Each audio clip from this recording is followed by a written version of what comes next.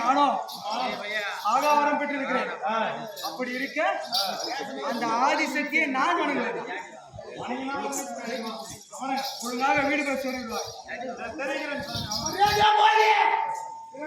விட மாட்டேன்.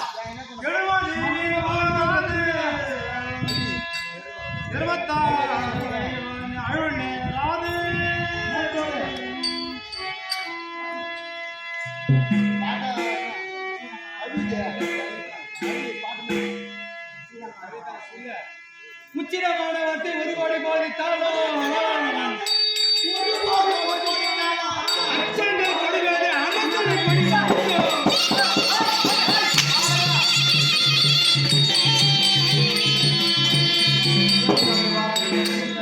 அச்சனையாலே உன்னை தாக்குவேன் எது பேசாத விசித்திரம் பேசி வந்த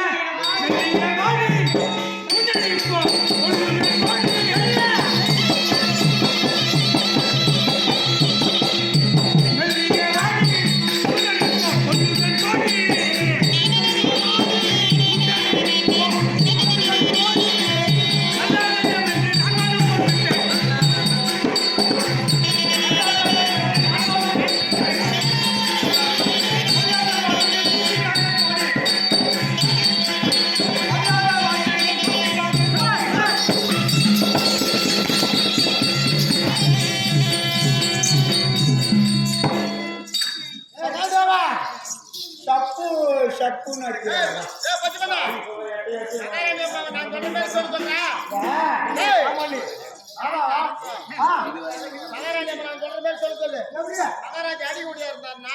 அப்படியே கட்டி பிடிச்சி ஒரு முத்தம் கொடுக்க சொல்லு.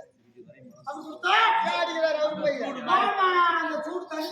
ஆமா நேரமா சொல்லக்கூடாதா சொல்ல விடுறீங்க. காமொழி இதுவரை நான் பொறுத்திருந்தேன். ஆனால் இனிமேல் இவளை விடக்கூடாது. கவனே விலை கொடுத்து அனுப்பேன். இந்த வாணியால் உன்னை வெட்டி விடுவேன். இன்னும் எனக்கு அடிக்கவே மனம் வரவில்லை. ஒழுங்காக வீடு போய் சேருவது. வீண் மாற்ற பேச வேண்டாம். நான் சொல்வதை கேட்டால் பேசுறேன். மகாராஜா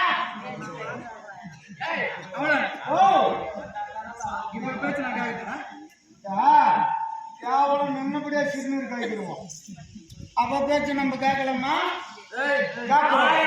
பொண்டாட்டி பொண்டாட்டிதான் பொண்டாட்டி பொண்டாட்டி அப்பாரம் அடிச்சாலும் கூட்டுக்கார போட்டுக்காரன்.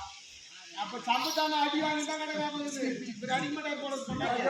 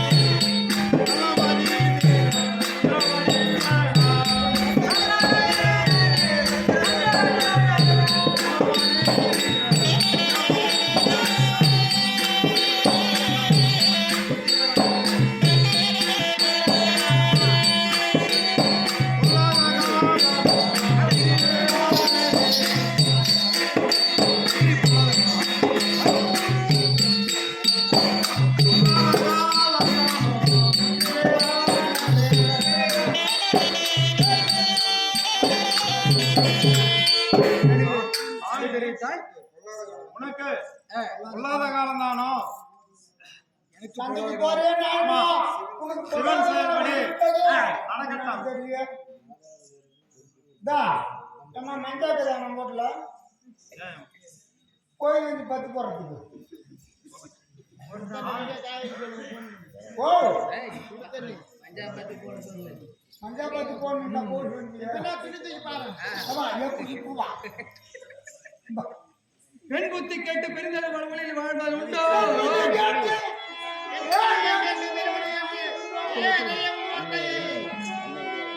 அண்மை அறியாத பெண்ணை பேசாதே.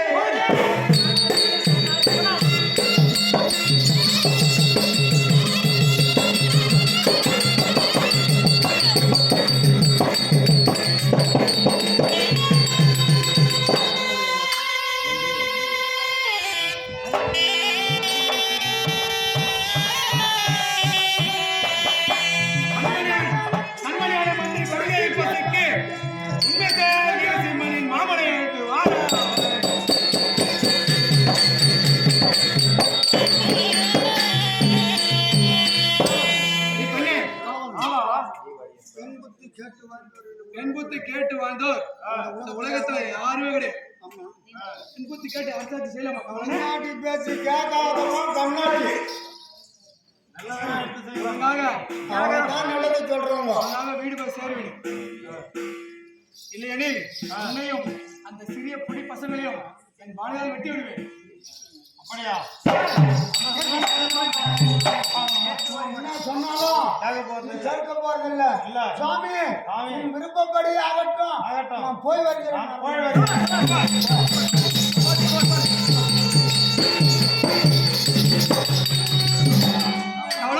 மடவா ராஜ்கோட் ஓடிட்டான். மகராஜா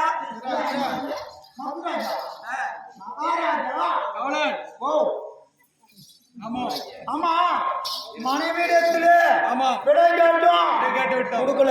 கொடுக்கல கேட்க முடியுமாடா? பெண் புத்து பொன்னாட்டி பேச்சு கேட்க கூடாது நினைக்கிறேன். கேட்க கூடாது. ஏன்னு கேளு நம்ம ஆண் பிள்ளை. ஆமா அப்படி இருக்கும்போது பொம்பளை பேச்சு கேட்க கூடாது.